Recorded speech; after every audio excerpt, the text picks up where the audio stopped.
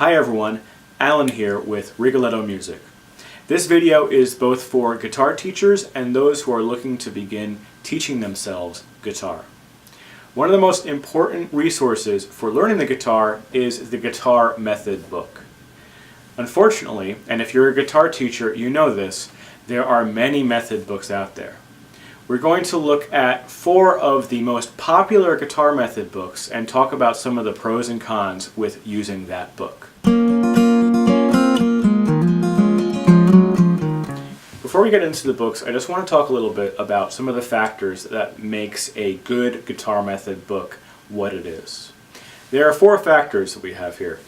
One is pacing, making sure things go slow enough to give the student an opportunity to really absorb the information that they're being taught.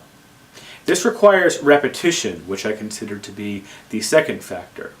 If a songbook or a method book is paced well, it's going to use a lot of repetition to make sure the student is getting a lot of practice with each of these techniques. The next one is focus on rhythm. I really emphasize rhythm in my lessons, making sure that the student really understands every single rhythm before moving forward. Being a good guitarist means being a rhythmic player, and being a good musician means being able to feel rhythm and being able to read rhythms with that same sense of feeling. The last really important factor when it comes to a songbook or a method book is the song selection. A lot of these method books have songs that might not be so recognizable to students anymore. The thing is, that's not so much of a bad thing, because a lot of students, a lot of children, they don't get the opportunity to hear some of these American folk songs that used to be so popular. This gives you an opportunity to talk about some important musicians such as Pete Seeger, Louis Armstrong, Ella Fitzgerald. So I usually find that when a book uses some really key, crucial songs that might not be so popular with students, it still gives you an opportunity to talk about certain topics in music. The first book I'd like to talk about is Jerry Snyder's Guitar School. This book is organized in a very unique way that's different from other guitar method books. The first section is all about chords and accompaniment styles on the guitar, and the second section is about your basic learning notes and musical concepts on the guitar. Both of these sections are to be taught at the same exact time.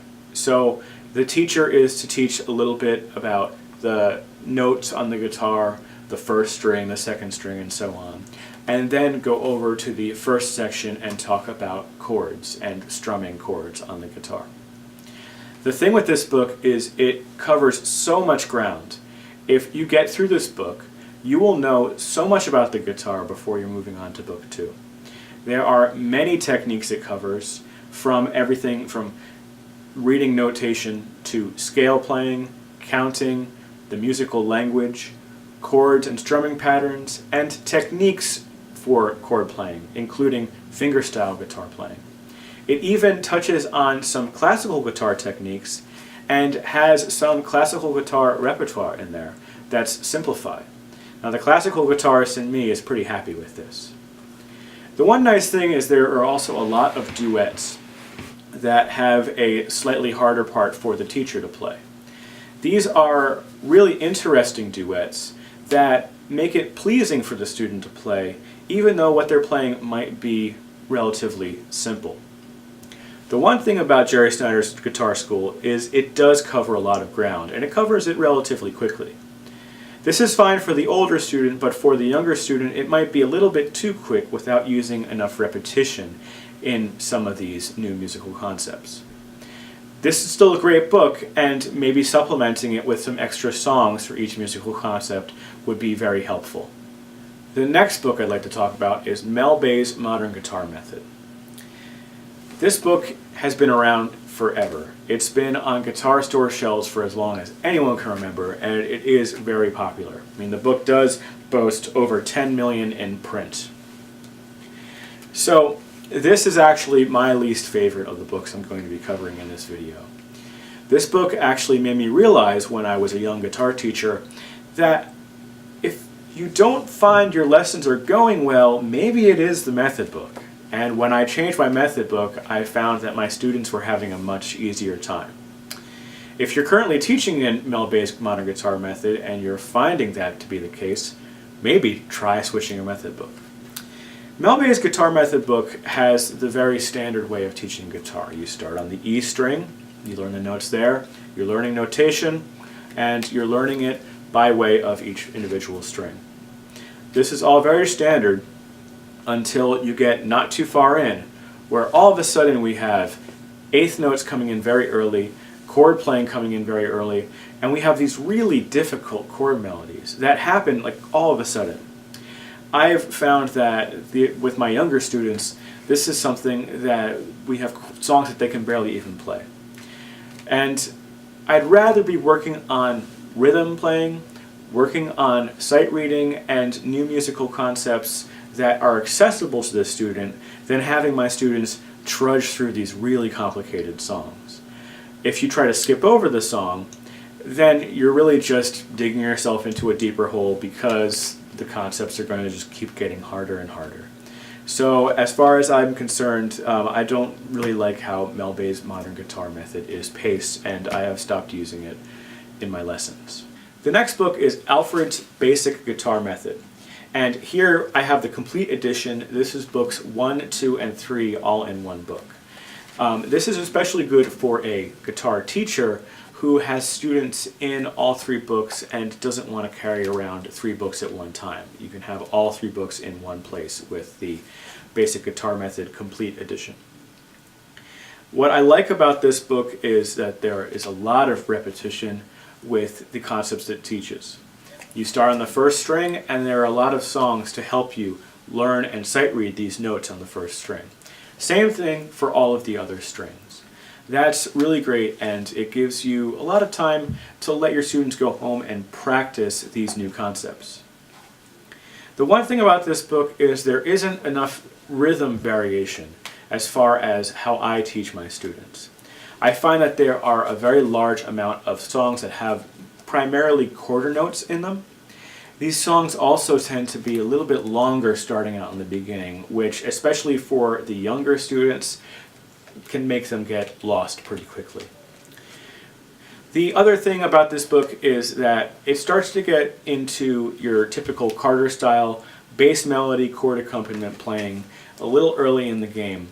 And for me personally, I prefer to teach my students rhythms with single note melodies for a pretty long amount of time, so they really understand how to play all these different rhythmic concepts on the guitar. To start, especially a younger student with bass chord accompaniments, bass melodies while playing chords in the top 3 strings, can be a little confusing for them, and it's more of a physical task than a mental task. Using more advanced rhythms and having a lot of exercise with these rhythms, to me, is much better for getting a student to really understand their way around the guitar. The last book I want to talk about is Hal Leonard's Guitar Method Book 1. Now this one I'm holding up is the left-handed edition, so it's good to know that they have that. It has diagrams for left-handed guitar players. To be honest, this is all the store had at the moment, so I ended up picking up the left-handed edition. But it's good for you left-handers to know this exists. This is currently my favorite book that I'm using. The reason why is you might have noticed that I talk a lot about rhythmic variation in the songs that a book has. Well, this book really keeps to single note melodies with a good variety of rhythmic variation between songs. It does start getting into chords, but the chord exercises are done separately. You have examples where you have just chords and just strumming patterns, and then you have songs where there are just melodies. Anything that combines the chords and the melody are done with a melody with the chord symbols above them. This way, the student starts to learn how to read something very similar to a lead sheet. One thing I also really like about this book is that most of the examples starting out in the beginning are nice and short. Some of them are only like 4 measures long.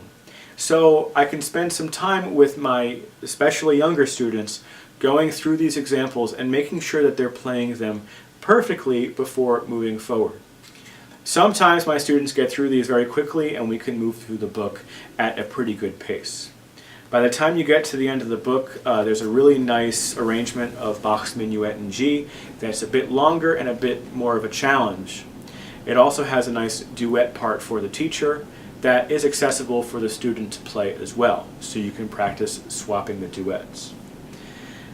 So, like I said, this is one of my favorite books to use right now. The only thing with this book is I would prefer if the notes were spaced a little bit more evenly. Sometimes my students get a little confused by how some of the notes are spaced. A quarter note will be very close to another quarter note, and then another eighth note will be really far away. So even though you know how to read the notes, visually things are a little confusing. So especially when I write out music, I really like to make sure everything is nice and even. So that's one thing that irks me a little bit about this book. Otherwise, I've been using this for a while now and finding a lot of success with it. There are a lot of guitar method books out there, and I really only chose the most popular 4. Hopefully in the future I will be taking a look at some other guitar method books and talking about them as well. If you find that you use a book that you really like that I didn't talk about in this lesson, please be sure to comment and let me know what book it is and why you like it. If there are things about the books that I said some negative things about, and you find that those are things that you enjoy about teaching in those books, please also feel free to share. And to see other updates on my guitar lessons and tips for guitar teachers, please be sure to subscribe to my YouTube channel, Rigoletto Music. I also have a blog about guitar lessons called Rigoletto Music at www.rigolettomusic.com.